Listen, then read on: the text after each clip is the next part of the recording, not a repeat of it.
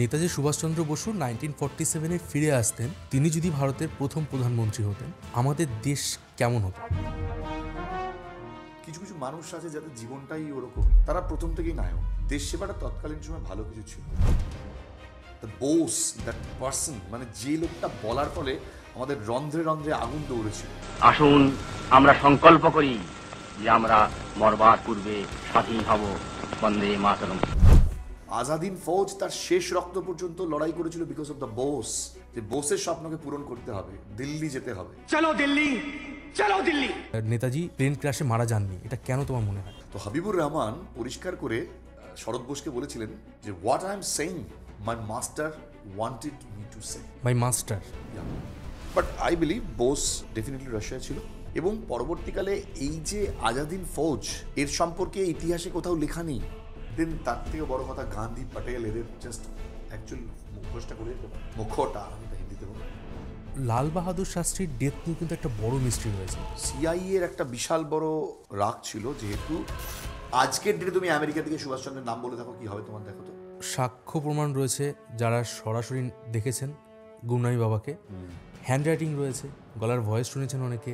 তারপরেও গভর্নমেন্ট আজও কেন মেনে নেয় না যে গুমনামি বাবাই ছিলেন নেতাজি? এটা মেনে নেবে না। ভারতবর্ষের বর্তমান যা পরিস্থিতি, সুভাষচন্দ্রের সত্য বাইরে আসবে না। ইন্ডিয়ান গভর্নমেন্ট চায় না সুভাষচন্দ্রের অ্যাকচুয়াল ইতিহাসটা বাইরে আসুক।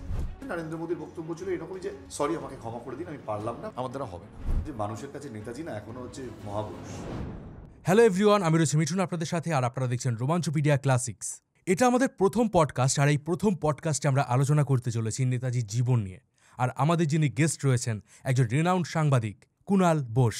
কুণালদা বহু বছর ধরে সাংবাদিকতা করেছেন, আর বর্তমানে তিনি সাংবাদিকতা ছেড়ে ইউটিউবে একটা ইন্ডিপেন্ডেন্টলি চ্যানেল রান করছেন। কুণালদা নেতাজির জীবনের উপরে অনেক রিসার্চ করেছেন। তিনি এমন অনেক তথ্য জানেন যেগুলো সচরাচর নিউজ মিডিয়ায় প্রকাশ পায় না। আর কুণালদাকে আজ আমাদের গেস্ট হিসাবে পেয়ে আমরা ভীষণই খুশি। তো চলুন শুরু করা যাক আজকের স্পেশাল শো। কুণালদা, ওয়েলকাম টু রোমাঞ্চপিডিয়া। আমরা এই পডকাস্ট নতুন শুরু করছি আমাদের চ্যানেলে। এর আগে আমি ভেবেছিলাম যে একটা পডকাস্ট চ্যানেল খুলব, এমন একটা যেখানে আমরা কথা বলবো এমন কিছু ইস্যুস নিয়ে যেটা আমাদের সমাজে একটা ইম্প্যাক্ট ক্রিয়েট করবে, যেখানে আমরা কথা বলবো কিছু মনীষীদের নিয়ে, তাদের মধ্যে নেতাজি একজন অন্যতম। আর তুমি নেতাজিকে নিয়ে অনেক রিসার্চ করেছো, অনেক কাজ করেছো। আজ আমাদের এই পডকাস্টে আমরা নেতাজিকে নিয়ে আলোচনা করব। সো দাদা, ওয়েলকাম টু রোমাঞ্চপিডিয়া। Thank you so much Mithun. এটা আমার জন্য একটা ডেফিনেটলি একটা অপরচুনিটি, কারণ আমি তোমার চ্যানেল দেখি রেগুলার বেসিস। Thank you. যেহেতু আমরা প্রায় একই ধরনের ভিডিও বানাই, তো সেখানে তোমার চ্যানেল দেখতেই হয়। আমাদের তো পুরো দুনিয়াটা কম্পিটিশনের। সো সেখানে দাঁড়িয়ে তোমার সাথে আলাপ হওয়া, তোমার পডকাস্টে, এবং ইভেন ফার্স্ট টাইম তোমার পডকাস্টের আমি প্রথম গেস্ট, এটা তো আমরা রিয়েলি ভেরি লাকি যে এরকম একটা সুযোগ তোমার এইরকম একটা দারুণ চ্যানেল আমি পাচ্ছি। আচ্ছা দাদা, নেতাজি সুভাষচন্দ্র বসু একটা সময় কংগ্রেসে খুব একটা উঁচু পর্যায়ে চলে গিয়েছিলেন, এবং তিনি তার সমকক্ষ সে সময় অন্য কোনো লিডার ছিল না। গান্ধীজি সে সময় তাকে বাধা দিলেন, নেতাজি ছেড়ে চলে আসলেন। এই ছেড়ে আসার কারণটা কি ছিল? অসহযোগিতা, মূলত অসহযোগিতা। কারণ গান্ধী বুঝতে পেরেছিলেন যে একটা সময় পর্যন্ত সুভাষকে তেল মারছিলেন, বুঝেছিলেন যে সুভাষের দরকার আছে। কারণ সুভাষ, উনি জানতেন সুভাষের এই যে আবেগটা, অতি আবেগটা প্রবলেমেটিক, বাট সুভাষের মধ্যে একটা অদ্ভুত ক্ষমতা আছে, সেই ক্ষমতাটা অন্যদের মধ্যে নেই। কীরকম? যেমন সুভাষ তৎকালীন সময়ে তো একটা প্রজন্মের ফসল, যারা সেই অর্থে ভারতকে স্বাধীন করার জন্য যে আবেগটাকে কাজে লাগিয়েছিল, দেশ ও মাতৃকাকে স্বাধীন করতে হবে যে কোনো ভাবে, জীবনকে যে কোনো ভাবে তাদের বলে দিতে হবে, দেব। এবং সেই সুভাষ যখন কংগ্রেসে আসছেন, তার দাপট গান্ধী দেখছেন পার্ক সার্কাসের মতন জায়গাতে সুভাষচন্দ্র সেই অধিবেশনে বেঙ্গল ভলেন্টিয়ার্সকে নিয়ে রাস্তায় নেমে পড়েছে। শয়ে শয়ে বেঙ্গল ভলেন্টিয়ার্সের সোলজার, তার মাথায় ওই টুপি টুপি পরে রাস্তায় উর্দি পরে বেরিয়ে পড়েছে। উনি একটা ঘোড়া নিয়ে রাস্তায়, কলকাতা রাস্তায় দৌড়চ্ছেন। ব্রিটিশের সকালবেলা দেখে ঘুমড়ে গেছে, কে রে, একটা দামাল ছেলে। গান্ধী ওগুলোকে দেখে সহ্য না করে বললেন যে পার্ক সার্কাসের সার্কাস। সুভাষচন্দ্র কি করছে? এগুলো সার্কাস করছে। কিন্তু আজকেও যে শ্যামবাজারের পাঁচ মাথার মধ্যে যে মূর্তিটা দেখছো, ওটা কিন্তু তার সাক্ষী বহন করে, সেই মুহূর্তে, সেই ছবিটা। এবং যারা ওই ড্রেসগুলো বানিয়েছিল তারাও ব্রিটিশ একটা কোম্পানি ছিল। যখন ব্রিটিশার্সরা জানতে পারে যে তারা মানে তাদেরকে এখান থেকে মানে তাড়িয়ে দিয়েছিল এখান থেকে, ফোর্ট এখান থেকে, তোরাই এদের জন্য বানিয়েছিস, কিন্তু মানে তল্পি তল্প গুটি তারা পালিয়েছিল। মানে ভাবো, নিজের ব্রিটিশার্সদের দিয়ে তারা নিজের ড্রেস ফ্রেস বানিয়ে কলকাতার রাস্তায় বেরিয়ে পড়েছে কংগ্রেস অধিবেশনে এবং রুট মার্চ করছে। সেই শিয়ালদা ফিয়ালদা থেকে লোকজন আসছে, হাওড়া থেকে লোকজন আসছে, মানে সুভাষচন্দ্র মানে একটা বিশাল কিছু। মানে নেতাজি মানে তখন তো নেতাজি হননি, ভারতবর্ষ মানে কলকাতার বিভিন্ন জায়গায় যাও আজও, এখানে কোনো স্পাইস হোটেলে খেয়েছেন, কারোর বাড়িতে গেছেন, মানে কি না কি করেছেন, চপের দোকান যেখানে খুশি, মানে খাবার কথা বলছি। কেউ মারা গেল, যতীন দাস মারা গেল, চলে গেল কাঁদ দিতে। আরে মানে বলে না যে পাড়ার কিছু দামাল ছেলে পেলে থাকে না, এই লোকটা ছিল তেমন, মানে যে কোনো কিছুতে এই লোকটাকে আগে পাবে, মানে পুরো মানে ওপরে কোনো লেয়ার নেই। এখানে একটা কথা বলি আমি, তুমি যেটা বললে যে যখন ব্রিটিশরা জানতে পারলো যে ওই ড্রেসগুলো তাদেরই কোনো কর্মচারী বানিয়েছে, তাদেরকে ছাঁটাই করে দিল সাথে সাথে। কিন্তু আমাদের দেশ স্বাধীন হওয়ার পরে যে সমস্ত ব্রিটিশ অফিসাররা, ইন্ডিয়ান অফিসাররা ছিল, তাদের কিন্তু রীতিমতো মানে পেনশন দেওয়া হতো আমাদের ইন্ডিয়ান গভর্নমেন্টের ফান্ড থেকে। না, আইনের কথা বলছি না, শুধুমাত্র ধরুন যে যারা পুলিশে ছিল, যারা আর্মিতে ছিল, যারা ব্রিটিশার্স ছিল, তাদেরকে এটা ভুল নয়, এটাকে আমি একটা জিনিস বোঝাই, এটা দুটো পার্ট আছে। ওকে, তারা কিন্তু তাদের জায়গা থেকে লয়াল ছিল, ওকে, কারণ তারা তো চাকরি করতো। তুমি মানুষকে ভাবে বিচার করতে পারো আজকের ডেটে, কিন্তু তখনকার ডেটে পারবে না। তখনকার দিনে একটা সিস্টেম চলছিল, সবাই ব্রিটিশ বিরোধিতা করতে পারবে না, তাদের তো জীবন আছে, তাদের তো বাচ্চা কাচ্চা আছে, সংসার আছে। তারা তাদের মতো চাকরি করছিল, জব। মানে ধরো যখন এই আজাদিন ফৌজের কথাই ধরো না, যারা এই ব্রিটিশ বন্দী ছিল, ব্রিটিশ যারা সেনা, ভারতীয় তারা যখন জাপানের হাতে দ্বিতীয় বিশ্বযুদ্ধে বন্দী হলো সিঙ্গাপুরে, তারাই তো পরবর্তীকালে আবার এই আজাদিন ফৌজে এলো, হ্যাঁ, ক্যাপ্টেন মোহন সিং এর নেতৃত্বে। একটা ছোট্ট ইনফরমেশন আমি তোমাকে বলি, আমি কিছুদিন আগে স্যাম মানিকশার যে মুভিটা হয়েছিল সেটা দেখছিলাম। তো আমি তার আগে স্যাম মানিকশার ব্যাপারে এটুকু জানতাম যে 1971 ওয়ারে উনি খুব একটা হিউজ একটা রোল উনি প্লে করেছিলেন। উনি কিন্তু ওই আজাদ হিন্দ বাহিনীর বিরুদ্ধে কিন্তু উনি লড়াই করেছিলেন। তুমি কি জানো, মানে তুমি স্যাম মানেকশর কথা বলছো, ভারত বাংলাদেশের যুদ্ধে তিনি নেতাজির থেকে সাজেশন পর্যন্ত নিয়েছিলেন। আচ্ছা, না এটা আমি জানতাম না, একটু বলো এই ব্যাপারে। পার্সপেক্টিভ বলছো না, হ্যাঁ, তো ওই প্রসঙ্গটাকে বলিনি, এটা বলি। আচ্ছা, তারা কিন্তু তাদের কাজ করেছিল। পরবর্তীকালে তারা যখন রাসবিহারী বসুর ডাকে আজাদিন ফৌজে যোগ দিচ্ছেন, তারা কিন্তু বাধ্য ছিলেন। তাদের মধ্যে দেশ ব্যাপার তখন তৈরি হয়নি। আরে ভাই, একটা দেশের যুদ্ধ করছি, ধরে নিয়ে আটকে রেখেছি সিঙ্গাপুরে, ওখানে গিয়ে জেলবন্দি করে রেখেছে, আবার বলছে নাকি এবার দেশের যুদ্ধ করতে হবে। মানে এগুলো তুমি এখন এগুলো ভাবতে পারো, তুমি একটা জীবনকে ভাবো না, একটা মানুষকে তার বাড়ি ফাড়ি ছেড়ে কোথায় চলে গেছে, সেখানে আটকে রেখে দিয়েছে, যুদ্ধে পরাজিত হয়েছে বলে সেখান থেকে, মানে যুদ্ধে আটক হয়ে গেছে, সেখান থেকে ওরা হচ্ছে মানে ওয়ার ক্রিমিনাল না, মানে হচ্ছে কি বলে যুদ্ধবন্দী যাদেরকে বলা, ওয়ার প্রিজনার। তো ওয়ার প্রিজনার হওয়া মানে বিশাল অত্যাচার। তারা এবার সেখান থেকে জাপান আবার তাদের সাথে সন্ধি হয়েছে, নেতাজি সুভাষচন্দ্র বসুর, তারা নাকি আজাদিন ফৌজ বানিয়ে এবার ব্রিটিশের বিরুদ্ধে লড়াই করবে।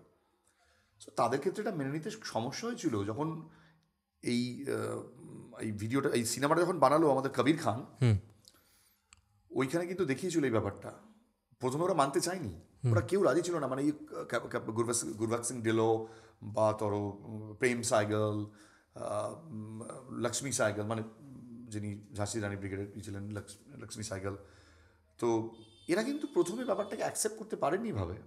কিন্তু এখানে আমি প্রেম সাইকেলের একটা বক্তব্য আমি শুনেছিলাম, মানে এটা কবির খান একটা রিভিউ করেছিল সেই সময়, যে এরা বুস্ট আপ হতে পারছে না। ক্যাপ্টেন মোহন সিং দায়িত্ব ছেড়ে দিয়েছে, কিন্তু আজাদিন ফৌজের কি হবে এরা বুঝতে পারছে না। কিন্তু ক্যাথা সিনেমা হলে যখন ফার্স্ট টাইম দেখলাম মানুষটাকে, আচ্ছা, ওরকম একটা সাদা পুরো ব্লেজার প্যান্ট পরা বক্তব্য রাখছিলেন, বলছিলেন যে পুরো গা গরম হয়ে যাচ্ছিল বক্তব্য শোনার পর। তখন ফিল করতে পারছিলাম মাদারল্যান্ড কি, দ্য বোস, দ্যাট পার্সন, মানে যে লোকটা বলার ফলে আমাদের রন্ধ্রে রন্ধ্রে আগুন দৌড়েছিল। আজাদিন ফৌজ তার শেষ রক্ত পর্যন্ত লড়াই করেছিল বিকজ অফ দ্য বোস, যে বোসের স্বপ্নকে পূরণ করতে হবে, দিল্লি যেতে হবে, দ্যাট কমান্ড। ঠিক আছে, সুভাষচন্দ্র কিন্তু যুদ্ধে নেমে যুদ্ধ করেন, মানে ফিল্ডে নেমে যুদ্ধ করেননি, but that command you don't, মানে তুমি ওই কমান্ড জিনিসটা কি যদি বুঝতে চাও তাহলে সুভাষচন্দ্রকে বুঝতে হবে। ওই সুভাষচন্দ্র ওরমই দৃঢ় একটা মানুষ ছিল, চোয়াল শক্তওয়ালা মানুষ।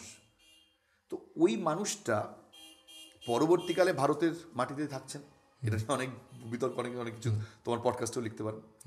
বাট এই কথাটা কে বলছেন আমাকে?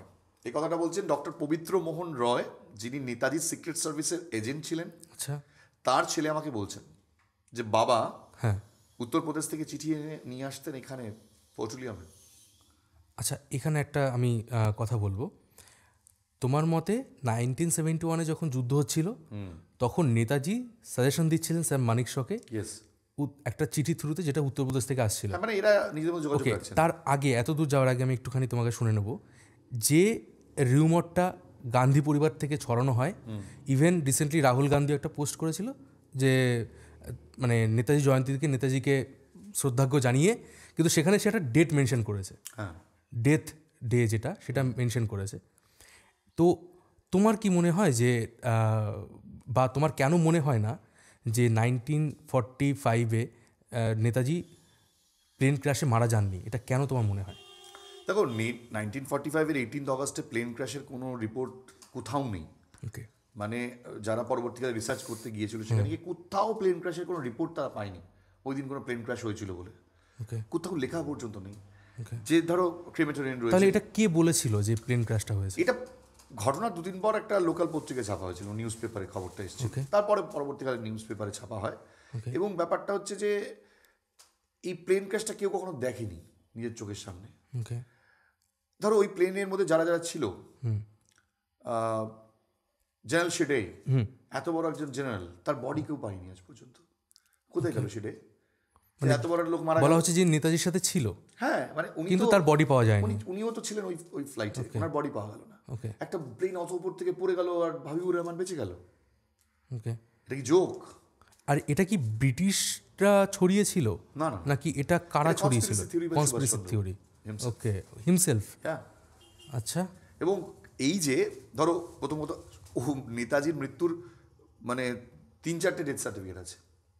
90s-এও দেওয়া হয়েছে সেই ডেথ সার্টিফিকেট, 90s-এও দেওয়া হয়েছে। এবং যে ধরো ডক্টর তার ডেথ সার্টিফিকেট লিখেছিল সে পরিষ্কার বলেছে, তুমি উইকিতে গিয়ে দেখবে, সে বলছে যে আমি বোসকে চিনতাম না, আমাকে একজন চিনিয়ে দিয়েছিল, আমি চিনতাম না বোসকে। এবং যে বর্ণনা বিভিন্ন হসপিটালে যে তার কি হচ্ছে না হচ্ছে, এবং এইগুলো কে বলছে? পরবর্তীকালে বলবে এগুলো তো বক্তব্য রেখেছিল হাবিবুর রহমান। কোথায় বলেছিল? প্রথম যে কমিশন গঠন হয়েছিল সেই কমিশনে বলেছিল প্রথমবার, ব্রিটিশ যে ফিগার্স কমিশন ছিল, ফিগার্স কমিশনকে বলেছিল। ওকে, এই হাবিবুর রহমান তো যখন পরবর্তীকালে ইন্ডিয়াতে আসে তখন তাকে সুভাষচন্দ্রের মেজদা শরৎ বোস ডেকেছিল নিজের বাড়িতে, ব্যারিস্টার ছিলেন, তো নিজের বাড়িতে ডাকেন। এবং এটা আমাকে কে বলছেন, দেখো এটা কিন্তু আমি কোনো লিখে শুনছি না, কোনো বই পড়ে শুনিনি, এটা বলছেন শরৎ বোসের নিজের মেয়ে, ওকে, যদিও তিনি এখন আর পৃথিবীতে নেই। তো তিনি আমাকে বলছেন যে বাবা যখন হাবিবুর রহমানকে বাড়িতে ডাকেন, চিত্রা ঘোষ, মানে তিনি চিত্রা বোস ছিলেন আগে, পরবর্তীকালে বিয়ের পর ঘোষ হন, চিত্রা ঘোষ আর তার ভাই ছিলেন অমিয়নাথ বোস, এরা দুজন ছিলেন। হাবিবুর রহমানকে ভেতরে নিয়ে যাওয়া হয়, বাবা আমাদের অ্যালাউ করেনি। ভেতরে যখন যায় প্রথম প্রশ্নটা করেছিল যে কি ঘটেছিল, জিজ্ঞেস করেছিলেন তোমার যে বিমান দুর্ঘটনা ঘটলো, তুমি এই যে উর্দিটা পরে এসছো বলে দাবি করেছিলে, এটাও সেই সময় পড়েছিলে, তাতে একটা পর্যন্ত আমার দাগ পর্যন্ত নেই, পুরো ফ্রেশ ফ্রেশ, কোনো দাগ লাগলো না, এত বড় একটা বিমান দুর্ঘটনা হলো।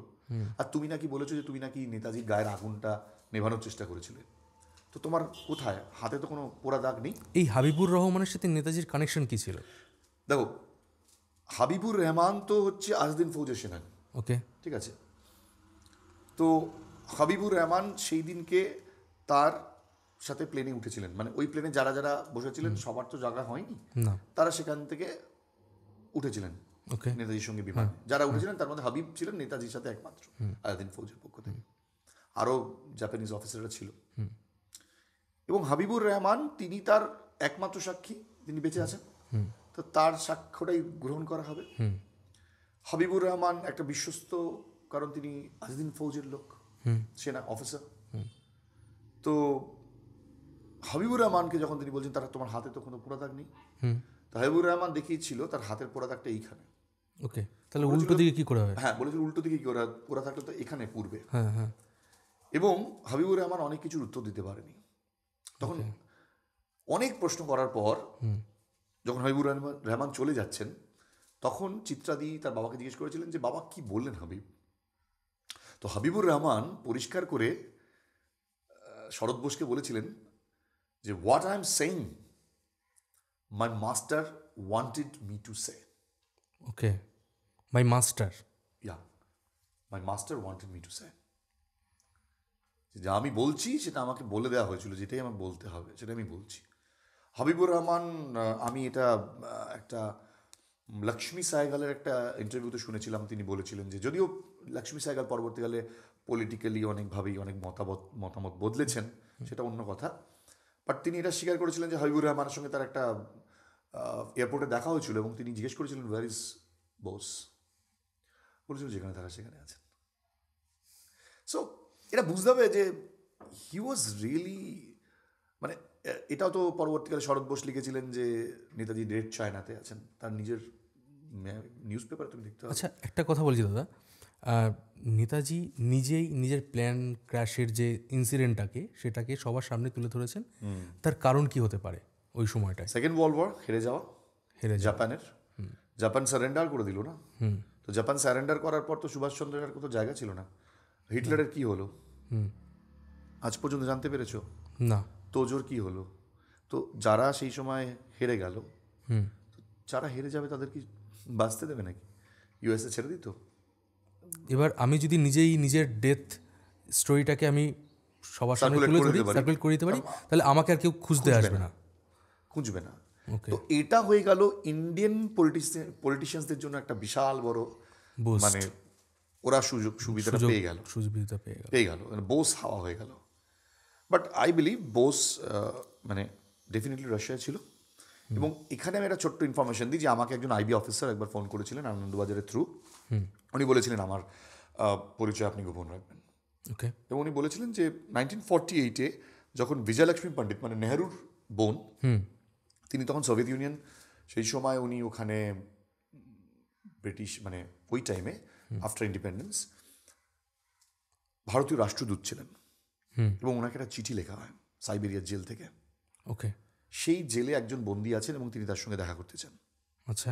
এবং বিজয়লক্ষ্মী পণ্ডিত সেখানে যান। সেখানে গিয়ে তিনি দেখেন যে সুভাষচন্দ্র জেলের মধ্যে, এবং তিনি ভেঙে পড়েন সুভাষচন্দ্রকে। এটা তোমাকে আইবি অফিসার বলছেন। উনি কোথা থেকে জানলেন? ওনাকে বিজয়লক্ষ্মী পণ্ডিত বলেছিলেন, এটা উনি আমাকে নিজে বলেছিলেন? আচ্ছা। এবং উনি বলছেন যে এটার তো কোনো অথেন্টিকেশন আমি আপনাকে দিতে পারবো না, বাট আমি এটা আমার জীবনকালে এটা বলতে চাই, কারণ এগুলো আমরা বলতে পারবো না। আমরা যে কোনো গুপ্তচর সংস্থা যখন কাজ করি তখন আমাদের মানে ওই সার্ভিস রুলটা কিন্তু সারা জীবন থাকবে, যতদিন আমি বাঁচবো, ওটা ভাঙতে পারবো না, সিক্রেসি মেনটেন করতে হবে।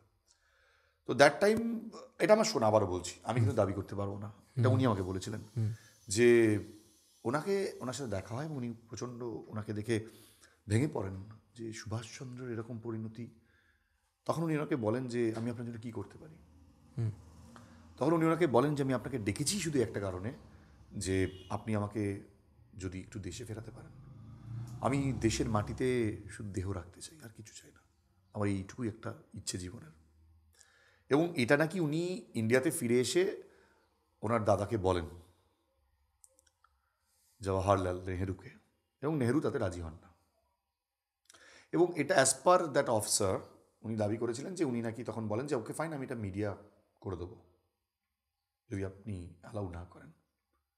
এবং তারপরে নাকি উনি রাজি হয়েছিলেন, এবং পুরো ব্যাপারটাই সবাই জানত, ওকে দেশে ফেরানো হয়েছিল। এবং সেই পার্টটা প্রচণ্ড সিক্রেসি মেনটেন করা হয়েছিল, সেই জন্য আজ পর্যন্ত জানা যায় না যে কীভাবে দেশে ফিরলেন। আচ্ছা, একটা কথা আমাকে বলো দাদা, সেকেন্ড ওয়ার্ল্ড ওয়ার, স্ট্যালিন তো এক প্রকার ব্রিটিশদের বিরোধী ছিল, কিন্তু দ্বিতীয় বিশ্বযুদ্ধের সময় তাদের একসাথে যুদ্ধ করেছে। কিন্তু স্ট্যালিনের শাসনে বা সোভিয়েত রাশিয়া কেন হঠাৎ করে নেতাজিকে জেলে বন্দি করতে যাবে? স্টালিনের মৃত্যুর পর, স্টালিন তো মারা গেছেন না তখন, সম্ভবত 1952-53 মারা গেছে। হ্যাঁ। তো স্টালিনের মৃত্যুর পর এই অবস্থাটা ঘটেছিল ওনার সাথে। তো ওনাকে তখন ফিরিয়ে আনাটা ইন্ডিয়ান গভর্নমেন্টের সেটা একটা পার্ট ছিল, কাজ ছিল, হয়তো ফোর্সফুলি করেছিল। কেন এই চুক্তিটাই হয়তো ছিল সারা জীবন বেরোবে না, এই চুক্তিতে ফেরাবো, এবং উনি ওটা মেনে নিয়েছিলেন। এবং ওনার খুব দুঃখ ক্ষোভ ছিলই নি। দাদা নেতাজি তো নিজেকে নিজের যে ডেথ নিউজটাকে সার্কুলেট করলেন, তারপরে দেশ স্বাধীন হলো মাত্র 2 বছরের মধ্যেই। তারপর তিনি কেন ফিরে এলেন না দেশে? না, এই যে ব্যাপারটা, এটা তো বলছি রাশিয়ার পশুষণটা বললাম, হ্যাঁ, মানে উনি তো তখন নেই পুরো ব্যাপারটার মধ্যে না। ওকে, উনি কি পরিস্থিতির মধ্যে ছিলেন, ওনাকে কতটা টর্চার করা হয়েছিল, এগুলো আমরা কেউ জানি না। বাট টর্চার করা হয়েছিল এই বিষয়ে কোনো সন্দেহ নেই। ওকে, এটা বিভিন্ন রিপোর্টে বিভিন্ন ব্যক্তি বিভিন্ন সময় বলেছেন যে তার উপর ইমেন্স টর্চার হয়েছিল, ওকে, এবং সেই টর্চার হওয়ার ফলে পরবর্তীকালেও হয়তো তার অনেক সমস্যা হয়েছিল মেবি, সেগুলোর অনেক অনেক অনেক সময় নিজের বইও লিখেছেন। কিন্তু বেরিয়ে আসা না আসাটা এত সহজ ছিল না। এই বেরিয়ে আসাটা প্রথমত আমার যেটা মনে হয়, বিভিন্ন তথ্য থেকে আমি যেটা বুঝতে পারি, যে লেট 50s উনি ইন্ডিয়াতে ফিরেছিলেন, ওকে, মানে স্বাধীনতার প্রায় 10 বছর পর সেই সময় তিনি ফিরছেন, আফটার স্টালিন পরবর্তী সময় দেশে ফিরে এসেছেন। এই যে ফিরে আসা তিব্বতের পথ হয়ে ফিরেছিলেন এটা মনে করা হয়, এবং সন্ন্যাস তার জীবনে একটা বড় পার্ট ছিল। এই দেখো, এই যে আমরা এই মানুষটার একটা বড়, অনেকে বলেন যে তিনি আইএনএ ট্রায়াল দেখছেন, সেখানে তিনি প্রতিবাদ করছেন না। আইএনএ ট্রায়াল মানুষ দেখেছিল। আইএনএ ট্রায়াল যদি ভারতবর্ষে না হতো তাহলে ভারতের স্বাধীনতা ত্বরান্বিত হতো না। ভারতবর্ষের প্রথম যখন মানুষ দেখলো লালকেল্লায় আজাদিন ফৌজের সেনানীরা তারা ভারতকে স্বাধীন করার জন্য এরকম বিশাল একটা কর্মকাণ্ড ঘটিয়ে ফেলেছে, হ্যাঁ, এটা মানুষ জানতোই না। তার আগে কিন্তু মানুষ জানতো না, মানে কোনো নিউজ পেপার সব কিছু সেন্সর করে দেওয়া হয়েছিল। এক্স্যাক্টলি। আজকের ডেটে দাঁড়িয়ে তোমার হোয়াটসঅ্যাপ এবং ফেসবুকের যুগে দাঁড়িয়ে তুমি আমরা সব জানতে পারছি। লেট 90s বা 2000-এর সময়টাও কিন্তু বুঝতে পারছো না, তখন কিন্তু আমরা এতটাই পিছিয়ে ছিলাম। কেউ তোমার বাড়িতে ঘুরতে এলে সে হয়তো বাড়িতে গিয়ে চিঠি দিত, সে চিঠিটা 1 মাস পর বা 2 সপ্তাহ পর আসতে পৌঁছে গেছি। ঠিক, কতটা কমিউনিকেশন পিছিয়ে ছিল বুঝতে পারছো তো? ঠিক। তো তখনকার দিনে যদি তোমার সব কিছুকে এইভাবে আটকে দেওয়া হবে, খবর পাবে কি করে? আচ্ছা, এখানে একটা জিনিস, নেতাজি তার আজাদ হিন্দ ফৌজ নিয়ে অ্যাটাক করেছে ইন্ডিয়ার উপরে, মানে ব্রিটিশ সাম্রাজ্যের উপরে, ইন্ডিয়ার উপরে বলতে। তো এটা তো কংগ্রেসরা জানতো, কংগ্রেসের লিডাররা জানতো সে সময়, যে সমস্ত জানতো না। এটা আজাদিন ফৌজের ব্যাপারটা ভারতবাসীরাও তো জানতো, কারণ তিনি যখন বার্লিন থেকে প্রথম বলছেন যে আমি সুভাষ বলছি, তো উনি তো ঘোষণা করেই দিয়েছিলেন, এবং সেটা জানতো, মানে প্রত্যেকটা ভারতবাসী আমরা জানতাম, কিন্তু পুঙ্খানুপুঙ্খ জানতে পারছি না যে কি ঘটনাটা ঘটছে, কি হচ্ছে না হচ্ছে। এত ডিটেল রিপোর্ট তো আমাদের কাছে নেই। আমাদের কাছে কি গান্ধী, নেহরু এরাই তো সবচেয়ে, প্যাটেল এরাই সবচেয়ে নেতা।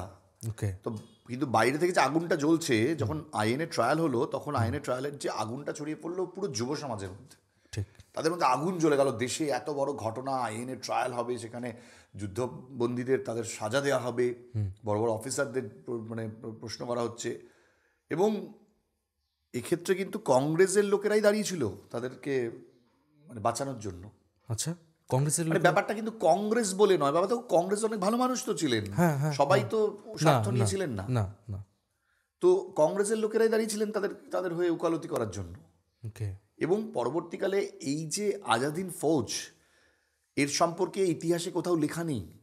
ফৌজের কার্যকলাপ তো ছেড়ে দাও, এই আজাদিন ফৌজের সেনানীদের জিকরগাছার মতন জায়গাতে নিয়ে গুলি করে মেরেছিল ব্রিটিশরা, সারি সারি লাইন দিয়ে দাঁড় করিয়ে গুলি করে মেরে ফেলেছে সব। এই ভারতে চাকরি দেওয়া তো অনেক দূরের কথা, ভারতের কোনো আজাদিন ফৌজের সেনানী তারা কোনো পরবর্তীকালে ভারতীয় ইন্ডিয়ান আর্মিতে চান্স পায়নি, কেউ চান্স পায়নি। এবং তারা চান্স পায়নি কি, তারা পরবর্তীকালে ধরো যে পেনশন পেয়েছে অনেক পরে রেকগনিশন তাদের, ওই ধরো তাম্রপত্র দিয়েছিল, রেকগনিশন দিয়েছিল, এগুলো অনেক পরে। সেই সময় তারা কিচ্ছু পায়নি, তারা পেয়েছিল এটা কি ওই অ্যাপিসমেন্টের জন্য, যে ব্রিটিশদের এগেইনস্টে যারা দাঁড়িয়েছিল তাদেরকে যদি আমরা একটু মানে এদের গুরুত্ব দেওয়া হয়নি, এদের গ্লোরিফাই করলে তো তাহলে ইতিহাসটা বেরিয়ে আসবে। ঠিক। তো সুভাষচন্দ্র এদেরকে বাঁচানোর জন্য, এদের হয়ে প্রচার করার জন্য, এদের হয়ে গলা তোলার জন্য পরিস্থিতির মধ্যে ছিলেন না। পরবর্তীকালে কোন ধাপের মধ্যে গিয়ে তিনি ইন্ডিয়াতে পৌঁছেছিলেন এটা খুব ডিফিকাল্ট বলা। উনি পুরীতে যাওয়ার চেষ্টা করেছিলেন আমি শুনেছি। পুরীতে? হ্যাঁ, পুরীতে থাকার চেষ্টা করেছিলেন, কিন্তু পারেননি, কারণ পুরীতে বাঙালিরা খুব যেত, সেটা ওনার একটা ভয় ছিল। এবং পবিত্রমোহন রায় পরবর্তীকালে যে ওনার সঙ্গে যোগাযোগ ছিল কিনা এটা খুব একটা জানা যায় না, কিন্তু যেমন তোমাকে বলছি যে পরবর্তীকালে পবিত্রমোহন রায় কিন্তু ওনার সাথে যোগাযোগ করেন ওই 60-এর দশকে শুরুতে। ওকে। এবং এই প্রসঙ্গে যদি তোমায় বলি একটু, যে ওই সময়টা, মানে এই প্রসঙ্গে আমি আসছি, এই সময়টা তোমায় বলি যে ইন্ডিয়াতে এই টাইমটা ভয়ঙ্কর ছিল, সো ডিফিকাল্ট। এই সময় ভারতের ধরো একটা ভারত পরমাণু শক্তিধর দেশ হতে চলেছে। হুম, নেহরু বুঝে গেছিলেন এইসব শান্তির বার্তা, হ্যারিকেন ফ্যারিকেন তৈরি করার লাভ নেই, লাভ নেই।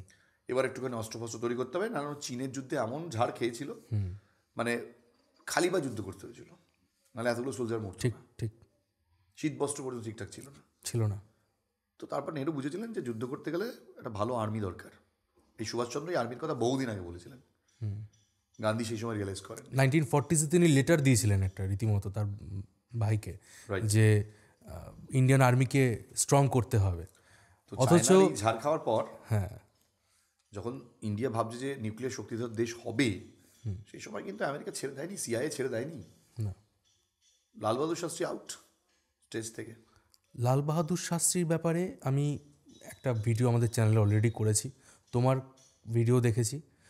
তুমি ওনার একজন রিলেটিভের সাথে কথা বলেছিলে, ছেলে ওনার ছেলের সাথে, সেটার অডিও আমি শুনেছি। সুনীল শাস্ত্রী। হ্যাঁ, সুনীল শাস্ত্রীর সাথে কথা বলেছিল, সেটার অডিও শুনেছি। লাল বাহাদুর শাস্ত্রীর ডেথ নিয়েও কিন্তু একটা বড় মিস্ট্রি রয়েছে। বলা হয় যে লাল বাহাদুর শাস্ত্রী যখন তিনি রাশিয়া গিয়েছিলেন, তিনি দেখেছিলেন নেতাজিকে। এই ব্যাপারটা একটু বলি, মানে লাল বাহাদুর শাস্ত্রী আমাদের কলকাতাতে যে নেতাজির মূর্তিটা আছে না, রেড রোডে হাত তোলা, হ্যাঁ, ওই মূর্তিটার উদ্বোধন করেছিলেন লাল তিনি, বাহাদুর প্রাইম মিনিস্টার ছিলেন। হ্যাঁ, ওকে, তো ওই মূর্তিটা উদ্বোধন করার সময় তখন তিনি অমিয়নাথ বোস, মানে নেতাজির ভাইপো, তাকে বলেছিলেন যে মানে এইটা আবার আমি শুনেছি, মানে অমিয়নাথ বোসের যে ছেলে চন্দ্র বসু, যিনি বিজেপির হয়ে দাঁড়িয়েছিলেন না, পরবর্তীকালে ওই মমতা ব্যানার্জির এগেন্সে দাঁড়ালেন চন্দ্র বোস। তো চন্দ্র বোস আমাকে এটা বলেছিলেন যে বাবাকে, তখন উনি তখন ছোট, যে বাবাকে এরকম বলেছিলেন যে আমি সোভিয়েত ইউনিয়ন যাচ্ছি, এবং সেখানে গিয়ে আমি শুনেছি ওখানে নাকি নেতাজি আছেন, তো আমি ব্যাপারটা নিয়ে ছানবিন করব। আচ্ছা, দেখো সুনীল শাস্ত্রী যেটা বলেছিলেন যে সেই রাত্রিবেলা যখন ফোন আসে, লাল বাহাদুর শাস্ত্রী নিজে বলছেন যে বাবুজি, তো আপনার এই সিদ্ধান্তে কিন্তু খুব একটা খুশি নয়।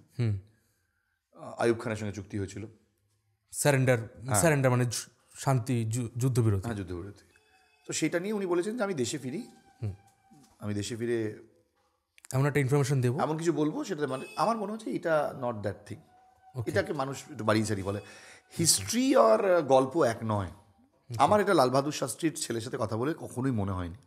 ওকে, এটা কিন্তু আমি অস্বীকার করছিলাম, তিনি নেতাজিকে মিট করেছিলেন, মেবি করেছিলেন, বাট উনি এমন কিছু বলেননি যে যার জন্য ওকে মারা হয়েছিল। ওকে মারা হয়েছিল তার পেছনে অন্যতম রিজন আমার মনে হচ্ছে সিআইএ। ওকে, সিআইএর একটা বিশাল বড় রাগ ছিল, যেহেতু নিউক্লিয়ার ডিল, মানে নিউক্লিয়ার শক্তিধর দেশ ভারত হচ্ছে, এটা মেনে নিতে পারে। এবং দেখো পরবর্তীকালে কিন্তু সোভিয়েত ইউনিয়নে সেখানে কিন্তু তারা গোয়েন্দা দিয়ে তদন্ত করেছিল, সেই রিপোর্ট কিন্তু ঠিকঠাক পাইনি আমরা জানি যে জান মোহাম্মদ, যিনি ওনার যে পার্সোনাল কুক ছিল, তার পরবর্তীকালে তাকে পাকিস্তান পাঠিয়ে দেওয়া হয় এবং তাকে পদোন্নতিও করা হয়। তার বউ, মানে তার স্ত্রী যখন এসে বলছেন যে, মানে তার মা বলছেন তাকে বিষ দেওয়া হয়েছে, তার সারা শরীর নীল হয়ে গিয়েছিল লাল বাহাদুর। তার থেকেও বড় জিনিস জানো কি অদ্ভুত, এটা ভাবলে তুমি অবাক হয়ে যাবে, এই গোটা বিষয়টি নিয়ে আরটিআই করা হয়েছিল, যে লাল বাহাদুর শাস্ত্রীর মানে ভাবো ভারতের প্রধানমন্ত্রী বিদেশের মাটিতে মৃত্যু হচ্ছে, অথচ আমাদের দেশে কোনো না পোস্টমর্টেম হয়েছে, পোস্টমর্টমের একটা কেস ফাইল করা হয়নি। পোস্টমর্টম হয়েছিল কিনা জিজ্ঞেস করা হয়েছিল, তাতে বলা হয়েছে, ইন্ডিয়ান গভর্নমেন্টের রিপ্লাই এসে বলছে যে আমাদের কাছে ইনফরমেশন নেই। ভাবতে পারছো ভারতের প্রধানমন্ত্রীর মৃত্যু হয়েছে, তার কোনো নেই, পোস্টমর্টম রিপোর্ট ইন্ডিয়ান গভর্নমেন্টের কাছে নেই। Is it possible? কি করে পসিবল?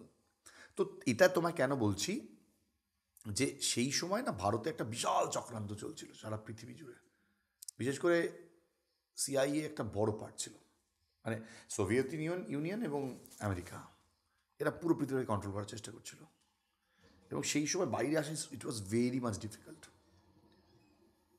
এবং এই প্রসঙ্গে তোমায় বলি, যারা প্রথমত এই গুমনামি বাবা, ধরো গুমনামি বাবাকে নিজেকে বলে বেরিয়েছিলেন যে আমার সাথে দেখা করো, আমি গুমনামি বাবা নেতাজি, হয়েছে নাকি এরকম? না, হয়নি, এভাবে হয়নি।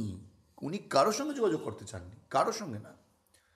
প্রথম খবরটা যখন বাইরে আসে, প্রফেসর অতুল সেন এই গোটা ঘটনাটি উত্তরপ্রদেশে গিয়ে জানতে পারেন, এবং অতুল সেন ওনার সাথে মিট করেছিলেন। কিভাবে জানতে পারেন উনি? বিভিন্ন সূত্রে জানতে পারেন অতুল সেন ব্যাপারটা, যে এটা কত সালের ঘটনা? ওই অ্যারাউন্ড 60s-এর শুরুর 50s দিকটায়। 60s-এর শুরুর দিকে। তো অতুল সেন তিনি গোটা ঘটনাটি জানার পর নেহরুকে একটি চিঠি লিখেছিলেন যে এরকম সুভাষচন্দ্র রয়েছেন ওখানে। তো তারপর থেকে অতুল সেনকে পুরো বয়কট করে দেওয়া হয়েছিল, মানে ভগবানজি কোনোদিন অ্যালাউ করেনি অতুল সেনকে আর কখনো। পরবর্তীকালে এই ব্যাপারটা জয়শ্রীর কাছে যায়।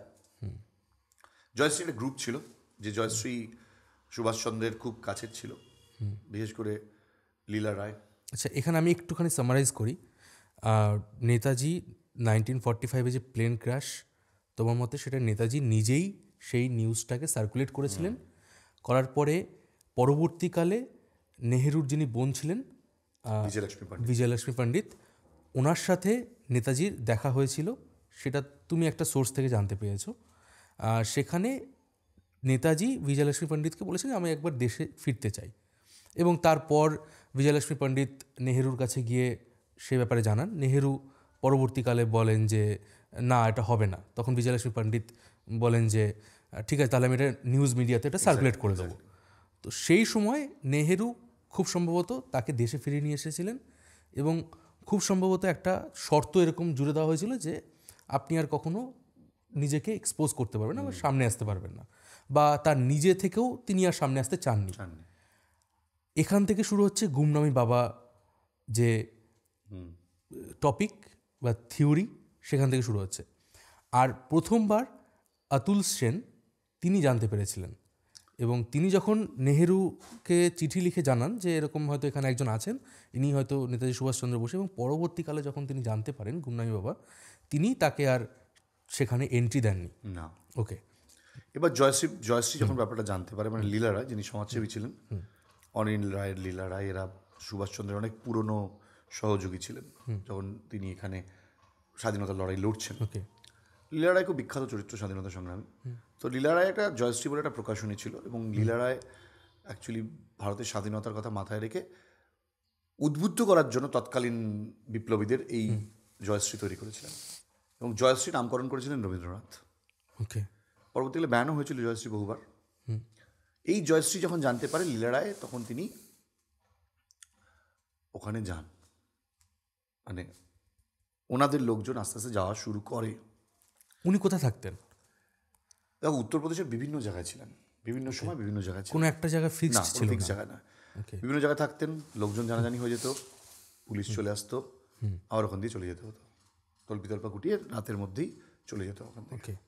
এইবার ব্যাপারটা হচ্ছে, যখন এই বিষয়গুলো জানাজানি হয়, তখন ডক্টর পবিত্র মোহন রয় তিনি পরবর্তীকালে জয়শ্রীর সঙ্গে যুক্ত হয়েছিলেন, এবং ডক্টর রয় ওখানে যান, এবং ডক্টর রয় কিন্তু যেটা পরিষ্কার বলেছিলেন যে এত সহজে কিন্তু এন্ট্রি দেননি, এবং লীলা রায়ও কিন্তু প্রথম যখন গিয়েছিলেন কোনো মতেই অ্যালাউ করা হয়নি লীলা রায়কে, এবং লীলা রায় ওনাকে সম্ভবত সামনাসামনি কখনো দেখেনও নি, এবং এটাও বলেছিলেন যে লি তুমি এখানে কেন এসছো, মানে উনি বলেছিলেন যে মানে ওনাকে একটা চিঠি লিখেছিলেন যাতে ওনার সাথে দেখা করতে পারেন, কারণ মাধ্যমে চিঠিটা পৌঁছেছিলেন উনি যেখানে থাকতেন, যেহেতু উনি পর্দানসী থাকতেন, উনি একটা পর্দার আড়ালে থাকতেন বসে। তো স্বাভাবিকভাবে ওখানে যাওয়ার পর লীলা রায়ের কিছু কথাতে উনি ইমোশনাল হয়েছিলেন, এবং লীলা রায়কে অ্যালাউ করেছিলেন, কিন্তু পরিষ্কার বলেছিলেন যে দেখা হবে না, সেই শর্তে যদি দেখা করতে পারো তো দেখা করো। তো লীলা রায় দেখা করেন, মানে ওই পর্দার আড়াল থেকে, এবং তিনি প্রথম প্রশ্নটা করেছিলেন, সুভাষদা আপনি চিনতে পেরেছেন না? এবং লীলা রায়ের সুভাষচন্দ্রের প্রতি একটা অদ্ভুত ভালোবাসার সম্ভ্রম ছিল, শ্রদ্ধা করতেন সেই লেভেলের, অনেকে দাবি করেন ভালোবাসতেন। তবে আমরা সেই ভালোবাসাকে, সেই শ্রদ্ধা সেই জায়গা থেকেই দেখি।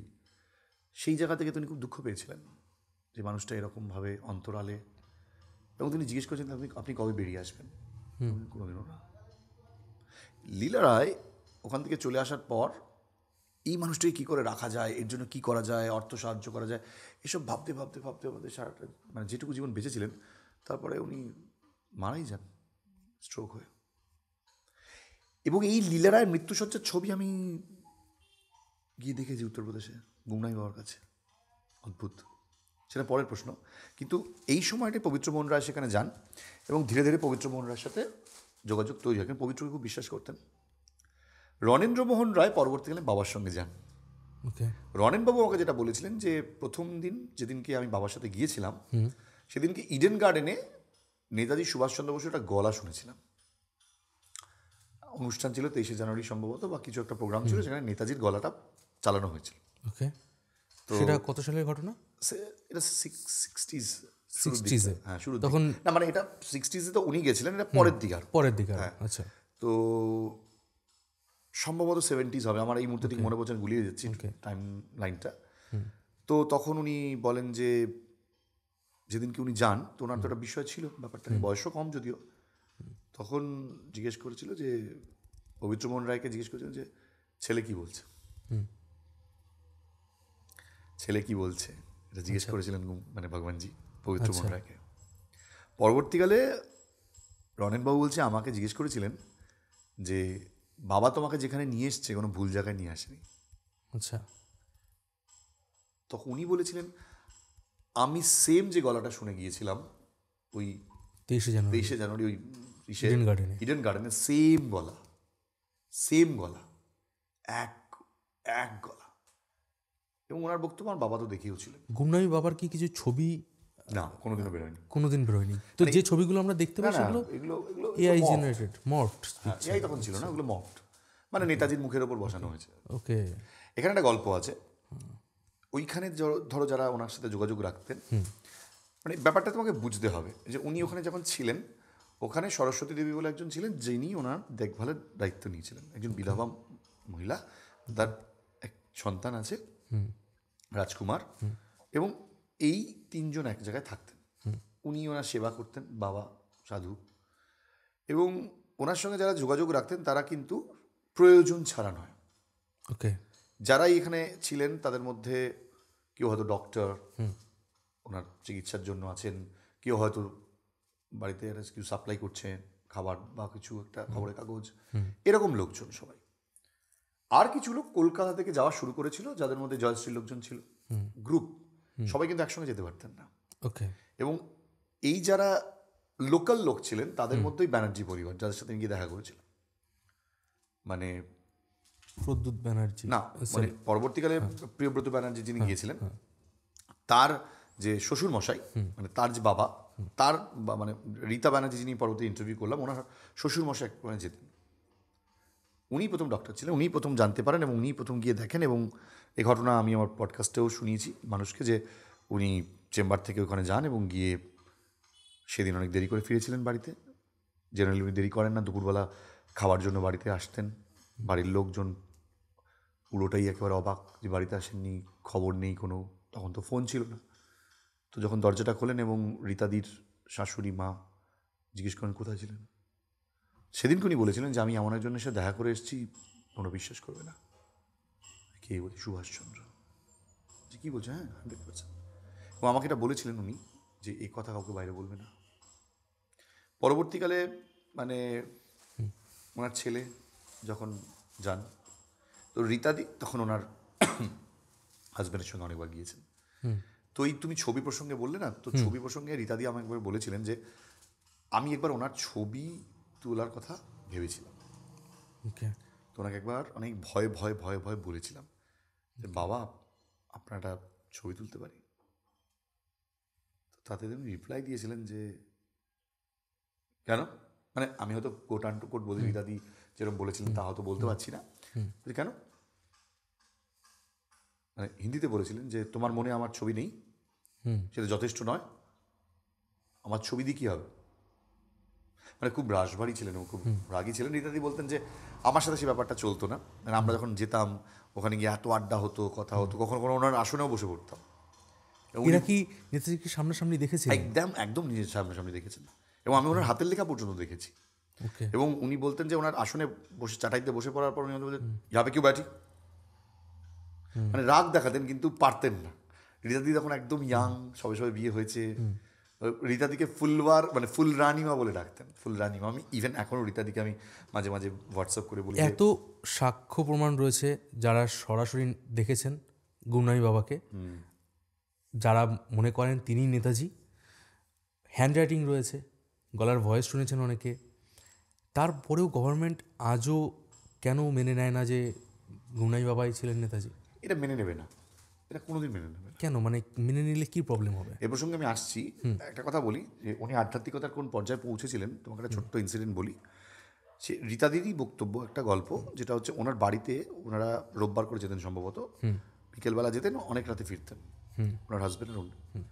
এবং উনি একবার ওনারা ওনার বাড়ি যাওয়ার সময় দুর্ঘটনা ঘটেছিল, একটা স্কুটার অ্যাক্সিডেন্ট হয়েছিল। ওকে। এবং ওনারা তারপরেও ঠিক করেন যে না যাবো, যখন মনস্থির করেছি যাবোই। এবং সেখানে গিয়ে যখন তেনারা মানে ওনারা যখন পৌঁছন, গিয়ে তখন সরস্বতী মার সঙ্গে দেখা হয়।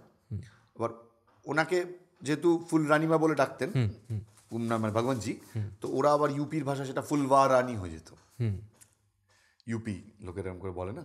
ওকে। তো বলছে যে উনি বলছেন যে ফুলওয়া রানী আর ডাক্তার সাহেব আয়া হ্যাঁ। তো উনি অ্যাকচুয়ালি স্নান করছিলেন তখন। তো ভেতর থেকে বলছেন যে উনকো बैठने के लिए बोलो। তার পরের কথাটা বলছে, डॉक्टर साहब से पूछो ज्यादा खरोच तो नहीं आई है। আচ্ছা। এবং রীতাদি বলছেন আমি আমার হাজব্যান্ডের হাত টান করে চেপে ধরেছি, আমাদের জাস্ট গায়ের লোম খাড়া দিয়ে উঠেছে। বলছে আমরা এটা জিজ্ঞাসা পর্যন্ত কোনোদিনও করতে পারিনি যে আপনি কি করে জানলেন। বাট সেদিনকে যখন তাদের অ্যাক্সিডেন্ট হয়েছিল তখন তো এমন ছিল না যে ফোন করে দাদা আমার একটু দেরি হচ্ছে, আসছি, আমার লেট হচ্ছে, অ্যাক্সিডেন্ট হয়েছে। তারা গেলেন, যাওয়ার পরে তখন নেতাজি দূর থেকে তাদেরকে দেখেন, উনি তিনি স্নান করছিলেন, সেখান থেকে তিনি বললেন যে জিজ্ঞাসা করো যে তাদের ব্যথা লেগেছে কিনা, আঘাত লেগেছে, চোট লাগেনি তো। মানে এটা কিভাবে সম্ভব হতে পারে? দেখো একটা কথা বলি, না মানে আধ্যাত্মিক আমাদের কাছে স্পিরিচুয়ালিটি ব্যাপারটা না, আমাদের কাছে অ্যাকচুয়ালি ব্যাপারটা খুব আমরা ভেগ এই ব্যাপারে। ওকে। আমরা এই ব্যাপারটা মানতে পারবো না তো, বলবে তো এটা তো এগুলো কী সব কথাবার্তা। তাহলে রামকৃষ্ণ তাহলে মা কালীকে খাওয়াতেন না? খাওয়াতেন না তো? মা কালী রামকৃষ্ণকে দেখা দিতেন না? তার মানে দিতেন কি দিতেন না? দিতেন। তাহলে তুমি কোথা থেকে জানতে পারছো যে দিতেন? তার মানে আধ্যাত্মিকতা হচ্ছে এমন একটা বিষয় যেটা কোর্টে প্রমাণ করা যায় না, কিন্তু জাজ এটাকে অস্বীকারও করতে পারবেন না, এবং বিচারপতিও পারবেন না এটা অস্বীকার করতে। বিচারপতিও তো একজন মানুষ। হ্যাঁ, কিন্তু তিনি এটাকে স্বীকারও করতে পারবেন না। হ্যাঁ। সো এই কারণে স্পিরিচুয়ালিটি বা আধ্যাত্মিকতা একটা জায়গায় গিয়ে থেমে যায়, সেটা তোমার আমার রিচের বাইরে। নেতাজির মধ্যে এই যে আধ্যাত্মিকতা, স্পিরিচুয়ালিটি, এই জিনিসটা কবে থেকে আসলো? মানে ছোট্টবেলা থেকে, ছোটবেলা থেকে। সাধুরা চেয়েছিলেন। আর ওনার মানে ওনার মধ্যে যে এই যে যুদ্ধ করার একটা প্রবণতা, যে লড়াই করব, ইভেন তিনি শেষ জীবন পর্যন্ত লড়াই করে যাচ্ছেন, নিজের পরিচয় গোপন করা, বা ধরুন সে সময় যে ইন্ডিয়ান পলিটিক্স ছিল, সবার সাথে কানেকশন থাকা, এই যে লড়াই করার যে প্রবণতা, এটা কিভাবে তার মধ্যে আসলো? এটা দেখো, প্রথম কথা ওর যদি বংশ পরিচয় দেখো, পুরন্দর খাঁ ওর মানে পূর্বপুরুষ, সে একজন যোদ্ধা ছিলেন, পুরন্দর খাঁ। হ্যাঁ। তো এই ইতিহাস যদি তুমি ঘাটো, আমার ইনি ভিডিও আছে। ওকে। যেই পরবর্তীকালে কোদালিয়াতে যে বোস পরিবাররা এলো, তারা কোথা থেকে এলো, তার পূর্বপুরুষ ছিল যোদ্ধা, এবং ওর যোদ্ধার রক্ত ওর পরিবারের মধ্যে আছে। আচ্ছা। ঠিক আছে। এবং তারপরে তো এটা অনেক বড় ইতিহাস, এর মধ্যে ঢুকছি না যে কীভাবে তখন সেই বেদজ্ঞ পণ্ডিতরা এসেছিল, তাদের সঙ্গে কিছু আমরা এটা জানি যে তখনকার দিনে আদি সূর্যজ্ঞ করেছিলেন, বেদজ্ঞ পণ্ডিতরা এখানে এসেছিলেন, তার সঙ্গে কিছু কায়স্থ এসেছিল, এবং সেই বেদজ্ঞ পণ্ডিত এবং কায়স্থরা এখানেই থেকে যায়। সেই কায়স্থ যারা এসেছিল বোস ঘোষ গৌমিত্র, তাদের মধ্যেই ছিলেন এই বসু পরিবারের, তারাই ছিলেন তাদের বংশধর, মানে তাদের আদি পূর্বপুরুষ ছিল যোদ্ধা। যোদ্ধা। এবং সুভাষচন্দ্রের মধ্যে এই ব্যাপারটা প্রথম প্রকট হয়েছিল উনি যখন কটকে, ওনার যিনি মাস্টার মশাই, এই বেণীমাধব বাবুই অ্যাকচুয়ালি ওনার মধ্যে ঢুকিয়েছিলেন এই বীজটা। সুভাষচন্দ্র প্রথম যখন ক্ষুদিরামের ফাঁসির খবরটা শুনতে পান না, ওনার মধ্যে স্ফুল্লিঙ্গ বয়ে গিয়েছিল। ছোট বয়স ছিল, আর ওনার ছোট ছেলের ফাঁসি, সেটা ওনার কাছে একটা আগুন জ্বলিয়ে দিয়েছিল ওনার মনকে। তো একটা ঘটনা আছে যে সুভাষ একজনের বাড়িতে গিয়েছিলেন, এবং সেখানে গিয়ে তিনি দেখছেন যে জানলা দিয়ে একজন তার স্ত্রীকে মারছে, মানে ওই পাড়ার খুব সাধারণ বস্তি এলাকার মানুষজন মেবি, তো তার স্ত্রীকে মারছেন। তো সুভাষচন্দ্র সেখানে চলে যান, ঘর থেকে বেরিয়ে গিয়েছেন একজনের বাড়িতে, সেখানে গিয়ে দেখছেন একজনকে মারছে পাশে বাড়িতে মারছে, পাশে রাস্তায়। তো গিয়ে প্রতিবাদ শুরু করে দিয়েছেন, এবং প্রতিবাদ শুরু করেছেন স্বাভাবিকভাবে, ওই এলাকার লোকরা ওকে ছেড়ে দেবে। কিন্তু যখন যার বাড়ির লোক, সে তাকে বলছে চলে এসো চলে এসো, কী করছো তুমি, তুমি এর মধ্যে কেন ঢুকছো?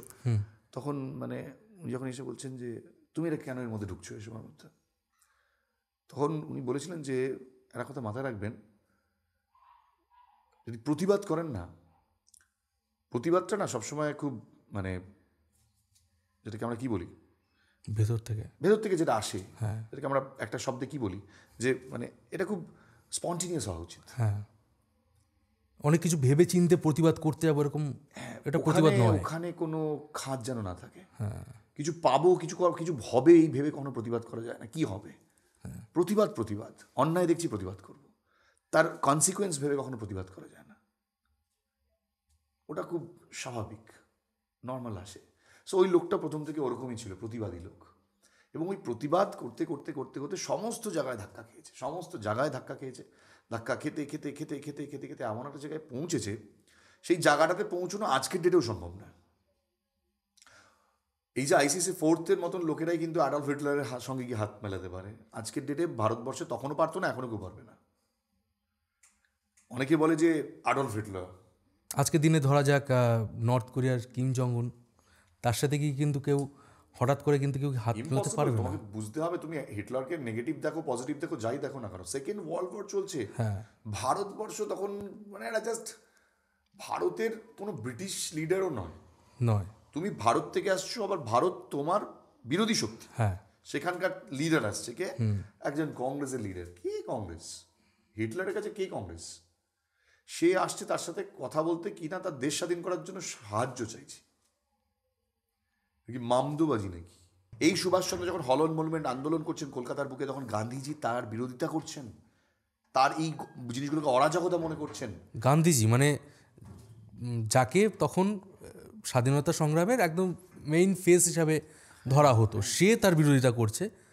তো এই মানুষটা যখন এই সমস্ত কিছু সয়েছেন, সমস্ত কিছু দেখেছেন, একটার পর একটা ধাপ দেখেছেন, কিন্তু তুমি যেটা বলছো যে একটা সময়ের পর এসে না জীবনটা ওই আধ্যাত্মিকতায় মরে যায়, তখন জীবনের উদ্দেশ্যটা শেষ হয়ে যায়। এই দেশ, তার একমাত্র উদ্দেশ্য ছিল দেশ দেশ দেশ দেশ দেশ, আর কিচ্ছু না। আর সুভাষচন্দ্র ছোটোবেলা থেকেই প্রচণ্ড পরিমাণে ভীষণ কালচারাল ফিল্ডে বড় হয়েছেন। তার কাছে দেবতা, মানে তার চিন্তা ভাবনাতে না সমস্ত দেশ একটা অন্যরকম ছিল। সেই মানুষটা পরবর্তীকালে যখন দেশ দেখছেন, তার কাছে সে ভেঙে পড়ছেন দেশ দেখে। ইন্দিরা গান্ধী সম্পর্কে অনেক কিছু লিখছেন পর্যন্ত। এমনকি আমার যেটা তথ্য আছে আমার কাছে, ইন্দিরা গান্ধী ওনাকে ফুল দিয়ে পাঠিয়েছিলেন বাইরে বেরিয়ে আসার জন্য, কংগ্রেস জয়েন করার জন্য। আমাকে একজন ফৈজাবাদে একজন বলেন, যিনি অবাক হয়ে বলেন যে আমি একজনকে নিয়ে এসেছিলাম এই ফৈজাবাদ, মানে এখন অযোধ্যা ক্যান্টনমেন্ট স্টেশন, এই স্টেশন থেকে আমি তাকে নিয়ে এসেছিলাম, এবং তিনি এসেছিলেন এবং ভগবানজির সঙ্গে দেখা করেছিলেন। যাওয়ার সময় চা খেয়ে গেছিলেন এই স্টেশনে দাঁড়িয়ে। বাট আমি সেই সময় তাকে চিনতে পারিনি, উনি একটু পড়াশোনা কম জানেন। हिंदी तो मुझे बाद में जब उसको देखा ना, वो जब राष्ट्रपति बना, तब मैं उसको पहचाना, यही तो आया था के प्रणब मुखर्जी। अच्छा, ये तो आया था यहाँ पे इस भगवान जी से बात करने के लिए। बाद में जाके वो जाने के समय मैंने उसको चाय भी पिलाया था स्टेशन में, ये आया था यहाँ पे मिलने के लिए। গুমনামি বাবার শেষ জীবনটা কেমন কেটেছিল? অভাব, প্রচণ্ড অভাব। মানে ওনার না জীবনে উনি খুব পারফেকশনিস্ট ছিলেন। আমি একটা চিঠি দেখছিলাম এই ফৈজাবাদ গিয়ে, যে রীতাদি ওই চিঠিগুলোকে না ওরা সব লকারে রেখেছে, আমার জন্য আনিয়েছিলেন। আচ্ছা, মানে একটা অভিমানের ঘটনা আছে, আমি ধরেছো যেগুলো ধরেছি, ভিডিও করার কথা বলেছি, তো উনি রাজি হননি, ভিডিও করতে দেননি, না রাজি হন। কিন্তু তুমি তো আমার আবেগ, আমার অভিমান, দেবেন না আপনি থাকবেন না, চিঠিগুলো পোকায় খাবে, উলিতে খাবে, উইয়ে খাবে, সেদিনকে কী করবেন? ভগবানজি চাইছিলেন আমি এগুলো নিই দেখি, আপনি দিলেন না। পরের দিন চলে আসবো, তো ওনাল তুমি যদি চাও ওগুলো করতে পারো। আচ্ছা না, আর করবো না, আর করবোই না। মানে আমার কাছে ইউটিউব কখনো, মানে নেতাজি কখনো ইউটিউব ছিল না। সো দ্যাটস ওয়াই আমি ওই চিঠিগুলো শ্যুট করিনি, কিন্তু ওই চিঠিগুলোর মধ্যে একটা লেখা তোমাকে বলতে পারি। এক জায়গায় লেখা ছিল, মানে আমি পুরো পাই টু পাই বলছি না, বাট লেখা ছিল, মানে অনেকে তো যেতেন পুজোর সময়, যেতেন, জিনিসপত্র কলকাতা থেকে নিয়ে যাওয়া হতো, সেগুলো ওরা দিত, টাকা পয়সাও দেওয়া হতো। তো ওরা আসবে বলে ওদের জন্য মশারি কিনতে বলা হয়েছিল। ওনাদের চিঠিতে লিখেছিলেন যে এই 7টা মশারি, তার সাথে 7টা মশার কয়েল। ওই যারা ধরো যেতেন না ওই সময়, গ্রুপ ওয়াইজ যেতেন, মানে ধরো কলকাতা থেকে 2-3 একটা গ্রুপ যাবে, আবার আরেকটা গ্রুপ যাবে, যখন যে যাবে তখন তাদের সাথে কোনো লিঙ্ক যাতে না তৈরি হয়, ওকে এবং রীতাদিতে সেই সময় চিঠিতে লিখে দেওয়া হতো যে তোমরা এই সময় আসবে না, ওকে পুজোর কটা দিন তোমরা আসবে না। ওকে মানে এটা কিন্তু ভাবো একটা গোয়েন্দা কায়দা, মানে আলাদা আলাদা গ্রুপ, কারোর সাথে কারোর সাথে যোগাযোগ না তৈরি হতে পারে। এমন যেন মনে না হয় এমন একটা জায়গা যেখানে সবাই যাচ্ছে। না, যোগাযোগ তৈরি হওয়া মানে ইনফরমেশন শেয়ার হবে, সিক্রেসি মেনটেন হবে না। তুমি কে ও যাতে না জানে, ওকে ও কে তমুক যেন না জানে, আমার সাথে কার কার যোগাযোগ হচ্ছে যেন সবাইকে না চিনি, ওকে এটা মেনটেন করতেন। এবং সেখানে লেখা যে ধরো 7টা মশারি, 7টা মশার কয়েল, এবং বলতেন যে ভাঙা যেন না হয়, গোটা গোটা আনতে। তো রীতাদি বলছে আমি কি সব খুলে খুলে দেখবো নাকি, দোকানদার কি আমাকে অ্যালাউ করবে নাকি খুলে খুলে দেখার জন্য? এবং উনি বলতেন যে ওই জিনিসগুলো নিয়ে যখন আমরা দিয়ে আসতাম, উনি পাই টু পাই একদম পয়সা গুনে গুনে ফেরত দিয়ে দিতেন, ঠিক আছে? এবং বলতেন ওনার কাছে যখন ফল টল নিয়ে যেতাম পুজোর জন্য, বলতো বেশিরভাগই পুজো করে ফল টল দিয়ে দিতেন, বাকি 2-1টা রেখে দিতেন, বাকি সবই দিয়ে দিতেন। ওই চিঠিটার শেষে কিছু কথা লেখা ছিল, মানে ওনার অনেক চিঠি থেকে না আমি মানে ক্ষোভ ঝরে পড়তে দেখেছি। যে ওই চিঠিটাতে উনি লিখছেন এক জায়গায় যে মানে যদি তোমাদের সময় হয় তোমরা এই জিনিসগুলো আমার কাছে দিয়ে যেও, যদি না হয় তাহলে তোমাদের বাড়ির ভৃত্যকে দিয়ে অন্তত পৌঁছে দিও। আচ্ছা, তোমরা খুব জানি ব্যস্ত মানুষ, তোমাদের সময় হবে কিনা আমার জন্য। তারা হয়তো যাদের কাছে চিঠি লিখছে তারা তো ঠিক করে যেতেন না, লিখছেন মানে বলছেন, অনুরোধ করছেন তাদের কি, কিন্তু আরেকটা মনে মনে কিন্তু সবসময় ক্ষোভ একটা। এবং ইন্ডিয়ান মানে পোস্টাল সার্ভিসকেও গালাগাল দিচ্ছেন, এরকম আমার কাছে চিঠি আছে। চিঠিটা সময় মতো পৌঁছায়নি, না পৌঁছনি না, সেই চিঠিটা দিয়ে গেছে একজন দোকানদারকে অনেকদিন পর। মানে এরকম মানে ব্যাপারটা হচ্ছে যে এরকম ভুড়ি ভুড়ি ভুড়ি ভুড়ি জিনিস পড়ে আছে জানো তো, কিন্তু ইন্ডিয়ান গভর্নমেন্ট এগুলো বের করবে না, কারণ ইন্ডিয়ান গভর্নমেন্ট চায় না সুভাষচন্দ্রের অ্যাকচুয়াল ইতিহাসটা বাইরে আসুক। যদি ইতিহাসটা বেরিয়ে আসে সুভাষচন্দ্রের, তাহলে এটা তুমি জেনে রাখো, ভারতের অতীতের গোয়েন্দা সংস্থাগুলো যে কাজগুলো করেছে সুভাষচন্দ্রের বিরুদ্ধে তৎকালীন সরকার, সেগুলো ইন্ডিয়া অ্যাজ এ নেশন বদনাম হয়ে যাবে। It's not about BJP and Congress, India as a nation all over ওয়ার্ল্ডে বদনাম হবে। এবং ভারতের অন্যান্য দেশগুলোর সাথে যে বর্তমানে কূটনৈতিক সম্পর্ক, তাদের পুরনো লিডারদের ব্যাপার যদি বাইরে চলে আসে, সেটা ইন্ডিয়ার জন্য বিজনেসের জন্য ভালো হবে না। ওকে, কারণ তুমি এটা আজকে মনে করছো এতদিন আগের ঘটনা কি হবে, না এখনও সেটার এফেক্ট পড়বে। জিও পলিটিক্স ওরকমই হয়, পুরনো জিনিস নিয়ে আসছে। আর্টিকেল 370 কি হলো? সো ব্যাপারটা হচ্ছে যে এইটা একটা ব্যাপার। দেন তার থেকেও বড় কথা, গান্ধী প্যাটেল এদের জাস্ট অনেক মানে অ্যাকচুয়াল মুখোশটা করে যেতে পারে, মুখটা যেটা হিন্দিতে বলে, প্রবলেম হতে পারে বিজেপির। সেই কারণে বিজেপি মনে করেছে যে দিল্লিতে রাজপথে কর্তব্য মার্গে সুভাষচন্দ্র একটা বিশাল মূর্তি দাঁড় করিয়ে দাও, অ্যাটলিস্ট লোকে তো বলবে যে এটা তো করেছে, কিছু তো করেছে। মানে টাইপ অফ আমার মনে হচ্ছে নরেন্দ্র মোদীর বক্তব্য ছিল এরকমই যে সরি আমাকে ক্ষমা করে দিন, আমি পারলাম না, বাট আমি এটা বানিয়ে দিলাম, আমার দ্বারা হবে না। ভারতবর্ষের বর্তমান যা পরিস্থিতি, সুভাষচন্দ্রের সত্য বাইরে আসবে না, বাট সবাই সব কিছু জানে, গভর্নমেন্ট ইন্ডিয়াকে মেনেই নিয়েছে। আমি অনেক জায়গায় বলেছি, এখানে নতুন করে বললাম না, তার দাঁতের রিপোর্ট নিয়ে যা বলেছে গভর্নমেন্ট পরিষ্কার বলে দিয়েছে যে সুভাষচন্দ্রই গুমনামি পাওয়া। আর কত বলবে? যদি নেতাজি সুভাষচন্দ্র বসু 1947 ফিরে আসতেন যখন দেশ স্বাধীন হলো, এবং তিনি যদি, এটা আমি একটা হাইপোথেটিক্যাল একটা থিওরি, তিনি যদি ভারতের প্রথম প্রধানমন্ত্রী হতেন, আমাদের দেশ কেমন হতো? দেখো, প্রথম কথা হচ্ছে তুমি কেমন নেতা চাও। তুমি তেমনই তো নেতা চাও যে মানে তোমার দেশকে সেই পর্যায়ে নিয়ে যেতে পারবে, তোমাকে লিডারশিপ চাও একটা সেই প্রপার। তুমি ভাবো একটা লোক ICSE 4th, এতটাই পড়াশোনা জানা লোক, যে লোকটা ছোটবেলা থেকেই তার মধ্যে দেশাত্মবোধ ভরে ভরে রয়েছে, একজন freedom fighter, not only a freedom fighter, এক তো ওই লেভেলের পলিটিশিয়ান যে কংগ্রেসের তৎকালীন সময় প্রেসিডেন্ট ছিলেন, গান্ধীর থেকেও গান্ধী, নেহেরু সবার সিদ্ধারামাইয়াকে হারিয়ে দিয়েছিলেন, গান্ধীর থেকেও বড় তার জন্য। এবং নেতাজি যদি চাইতেন তিনি পুরো কংগ্রেসকে হাইজ্যাক করে নিতে পারতেন, যে আমি সব। এমন একটা লোক, সে কিনা সেনার বেশে দাঁড়িয়ে যুদ্ধ করার জন্য সৈন্য দল গঠন করতে পারে, অন্য বিদেশে দাঁড়িয়ে, সেটা বিদেশের মাটিতে। ঠিক আছে, পলিটিশিয়ান তো বললামই, তার থেকেও বড় হচ্ছে ওই লেভেলের স্পিরিচুয়াল একটা নলেজ, আধ্যাত্মিকতা ভরে ভরে রয়েছে, যে মানুষ বহু দেশ ঘুরেছেন। এরকম একটা মানুষ যিনি জিও পলিটিক্সের পার্ট, মানে কুণাল ঘোষের মমতার সংসদীয় রাজনীতির গল্প নয় এটা, এটা জিও পলিটিক্স, এটা তোজো, এটা হিটলার, এটা মুসোলিনি, এটা স্তালিন, এই লেভেল সুভাষচন্দ্রের। এটা নেহেরু গান্ধী তো নয়ই, এমনকি বাংলার ওই রাজনীতির মধ্যেও তাকে তো মানে আলোচনা তো দূরের কথা, তার নামটা উচ্চারণ করা অপরাধ। উনি ওই লেভেলের বসার নেতা। তো সেই লোকটা ভারতের প্রধানমন্ত্রী হলে কী হবে তুমি ভাবতে পারছো? আজকের ডেটে তুমি আমেরিকা থেকে সুভাষচন্দ্রের নাম বলে দেখো কী হবে তোমার, দেখো তো। আজকের ডেটে সুভাষচন্দ্রের একটা গেঞ্জি পরে ইউএসএর রাস্তায় ঘুরে দেখো তো কী হবে তোমার, থ্রেট পেয়ে যাবে। আজকের ডেটেও সুভাষচন্দ্র ইউএসএর কাছে ভিলেন, আজকের ডেটেও। ইউএসের ভিলেন কেন? কারণ সেকেন্ড ওয়ার্ল্ড ওয়ারে তো ওকে ওকে ওকে ষড়যন্ত্র করেছিল, চক্রান্ত করেছিল ওদের মধ্যে, মিত্রপক্ষের বিরুদ্ধে। মিত্র শত্রু বলে কোনো কথা নেই। মিত্রপক্ষ আবার কি? মিত্রপক্ষ তো ব্রিটিশ হিস্ট্রিতে বলা হয়েছে। ব্রিটিশার্সরা কি আমাদের মিত্রপক্ষ ছিল নাকি? না, আমরা তো কিছুই ছিলাম না, আমরা তো পরাধীন দাস ছিলাম। আমাদের আবার পক্ষ কি? ব্রিটিশার্সরা আমাদের মিত্রপক্ষ ছিল। অক্ষশক্তি ছিল জার্মানি, আমাদের বোঝানো হয়েছে, জাপান। এরা তো ইনডাইরেক্টলি দেখা গেলে তো জাপান তো আমাকে দেশকে স্বাধীন করার জন্য ভারতকে সাহায্য করেছিল, আজদিন ফৌজকে। তাই তাদের মিত্রশক্তি বলা উচিত ছিল। ব্রিটিশের হিস্ট্রি পড়েছো তুমি ছোটবেলা থেকে, তাই জন্য ওটাই মিত্রশক্তি মনে হয়, ঠিক তাই না? সো ইতিহাস লেখা হবে নতুন করে, আবার মানুষ ইতিহাস লিখবে নতুন করে, প্রজন্ম ইতিহাস লিখবে নতুন করে। আজকে তোমাকে তোমার পডকাস্টে বসে আমি বলে যাচ্ছি সুভাষচন্দ্রের ইতিহাস একদিন বাইরে আসবে, লিখে নাও তুমি। ভারত নিজের সন্তানকে কখনো ভুলবে না। ইতিহাসকে তুমি কোনো দিন মুছে দিতে পারো না, ইতিহাসকে তুমি লুকিয়ে রাখতে পারবে, মুছতে তুমি পারবে না। ও একদিন না একদিন কোনো না কোনোভাবে বেরিয়ে আসবেই। আজকে সোশ্যাল মিডিয়ার যুগে সেটাই হচ্ছে।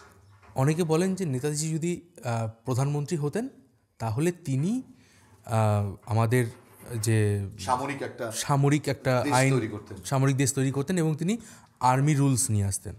ভারতের ভারত সুভাষচন্দ্র যে কত গণতান্ত্রিক ছিলেন সেটা বুঝতে গেলে তো তার পলিটিক্যাল ক্যারিয়ারে আসতে হবে। সুভাষচন্দ্রের ফরওয়ার্ড ব্লক সম্পর্কে কটা লোক জানে? যেখানে গান্ধীজি অনেক তার লাইভ ঘাটলে দেখা যায় নারী বিদ্বেষী কিছু মন্তব্য। আমি রিসেন্টলি একটা ভিডিওর উপর কাজ করছি, the dark side of Gandhiji. সেখানে তার নারীদের বিরুদ্ধে অনেক কিছু বলেছেন যেগুলো আজকের দিনে কেউ বললে তাকে হয়তো সমাজচ্যুত করে দেওয়া হবে। সেখানে নেতাজি তার সৈন্যদলে একটা আলাদা নারী বাহিনী ছিল। তিনি সবচেয়ে বড় কথা তাই নয়, ঝাঁসি রানীর রেজিমেন্ট যখন তৈরি হয়েছিল গোটা পৃথিবীতে এই ধরনের চিন্তাভাবনাও কোনো লিডারের মাথায় ছিল না। আজকে সবচেয়ে বড় দুঃখের কথা কি, ভারতীয় আর্মিতে আজও সেই লিডার, সেই মহিলা ব্রিগেড কিন্তু অতটা অ্যাক্টিভ নয়, বা তাদের কোনো সেই ভূমিকাই নেই। ভারতীয় সেনাতে আমরা সেই জিনিসটা আজ পর্যন্ত সেই জিনিসটা চালাতে পারলাম না, দুঃখের বিষয়। দেখো আমরা রেজিমেন্ট ওয়াইজ এখনো যুদ্ধ করি, কারণ রেজিমেন্ট ওয়াইজ যুদ্ধ করতে গেলে কি হয়, কারণ বিভিন্ন প্রদেশ থেকে লোকজন আসে, তো তাদের বিভিন্ন রকমের কালচার থাকে, খাওয়া দাওয়া অনেক সমস্যা থাকে, সেই কারণে রেজিমেন্টের দরকার পড়ে। আর আমাদের ইন্ডিয়ান আর্মিতে যতটা আবেগ তত বেশি রেজিমেন্ট, কারণ রেজিমেন্টের একটা আলাদা জোশ থাকে, তারা সেই জোশে লড়াই করে। ভারতের আইএনএ কিন্তু সেগুলোকে ভেঙে দিয়ে এমন একটা দল তৈরি হয়েছিল যেখানে সেই ধর্ম কোনো গুরুত্বই রাখতো না, জাতি কোনো ধর্ম গুরুত্ব রাখতো না। বাট আজকের ডেটে দাঁড়িয়ে সেটা সম্ভব নয়। বাট এইটুকু তুমি জানো মিঠুন, সুভাষচন্দ্র আজ থেকে 200 বছর পর প্রাসঙ্গিক থাকবেন। কারণ আমার মতে ভগবান দেখা দেন না, কিন্তু যদি কোনো ভগবানের চরিত্র থাকে, তুমি লিখে নাও যে বৈরাগ্য সাধন, যার জীবনের সমস্ত কিছু ছিল, যে ত্যাগ তিনি করেছেন নিজের দেশের জন্য সমস্তটা জীবন ধরে, গোটা জীবন ধরে, ওই ত্যাগের ইতিহাস যেদিন লেখা হবে না, ভারতের ইতিহাস বদলে যাবে, চ্যালেঞ্জ দিয়ে বলছি। আজকের দিনে আমাদের বাংলা অনেক পিছিয়ে গেছে দাদা, ঠিক আছে? আমাদের বাংলা পলিটিক্যাল রিজনে বাংলার গ্রোথ নেই। বাঙালিদের মধ্যে সেই একটা যে জাত্য অভিমান ছিল, একটা যে বাঙালি একটা সময় বলা হতো আজ যা ভাববে ইন্ডিয়া, সেটা ইন্ডিয়া থিংস টুমোরো। সেই বাঙালি জাতিকে আবার ফিরিয়ে আনার জন্য তোমার কি মনে হয় আরেকজন নেতাজি আমাদের এখন দরকার? এভাবে নেতাজিদের জন্ম হয় না। নেতাজিদের জন্ম হয় কিভাবে জানো তো? এরা হচ্ছে সময়ের ফসল। পিঠ যখন মানুষের ঠেকে যায় না, তখন মানুষ বিদ্রোহী হয়, আন্দোলন তৈরি হয়। মানুষকে যখন তুমি শেষ পর্যায়ে পৌঁছে ফেলে দেবে, তখন সে প্রতিরোধ গড়ে তুলবে। আর এই প্রতিরোধটা গড়ে উঠেছিল, ভারতের সেই সময় ফসল ছিল এরা। তুমি শুধু তাই না, তুমি দেখো যে ভারতের সেই সময় যারা যারা জন্মেছিল তারা প্রত্যেকেই কৃতী ছিলেন, শুধুমাত্র স্বাধীনতা সংগ্রাম বলে নয়, বিভিন্ন ক্ষেত্রে দেখে নাও, বিভিন্ন সেক্টরে সবাই কৃতী। রবীন্দ্রনাথও জন্মেছিলেন না সেই সময়, হয়তো অনেকটা বয়সে বড় ছিলেন, সেটা অন্য কথা। কিন্তু তুমি ভাবো যে সুভাষচন্দ্রের আজকের ডেটে জন্ম হতে পারে না। আজকে সত্যিই কলিযুগ চলছে, সেটাও কলিযুগ ছিল, ঘোর কলি। এটা এইটা আমরা আর শেষের দিকে আসছি, মানে এইটা কিন্তু বিজ্ঞান একটা। আমাদের আজকের যুগে দাঁড়িয়ে তুমি ভালো কাজ করতে পারবে না, আজকে সেই আদর্শ নেই, সেই নীতি নেই। তুমি আজকে পলিটিক্সের নোংরামি দেখেছো, একে অপরের নামে কীভাবে গালাগাল দেয়, কথা বলে, কাদা ছোড়ে। এই সময় দাঁড়িয়ে সুভাষচন্দ্রের জন্ম হতে পারে না। তোমার রাজ্যে এখন বর্তমানে পাশ ফেল উঠে গেছে অলমোস্ট। তোমার রাজ্যে পড়াশোনার কোনো গুরুত্ব নেই। তোমার রাজ্যে, এটা বলতে গেলে অনেক দূরে চলে যেতে হবে, বাট স্টিল তোমার রাজ্যে সরকারি স্কুলগুলো মরে গেছে।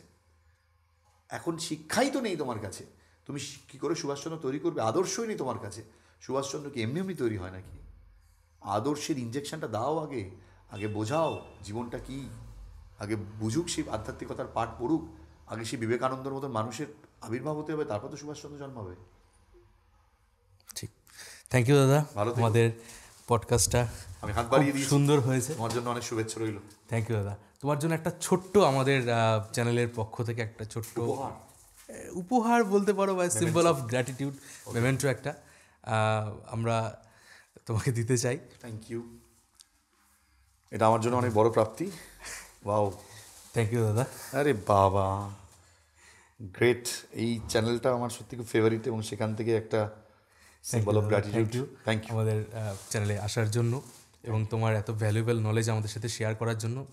আই থিঙ্ক আমাদের এই পডকাস্টটা আমাদের যে ইয়ং জেনারেশনস রয়েছে এবং বাংলার প্রত্যেকটা মানুষের মধ্যে নেতাজির ব্যাপারে আরও অনেক কিছু জানাতে সাহায্য করবে, সাথে তাদেরকে ইন্সপায়ার করবে বাংলাকে, আমাদের দেশকে এগিয়ে নিয়ে যাওয়ার জন্য।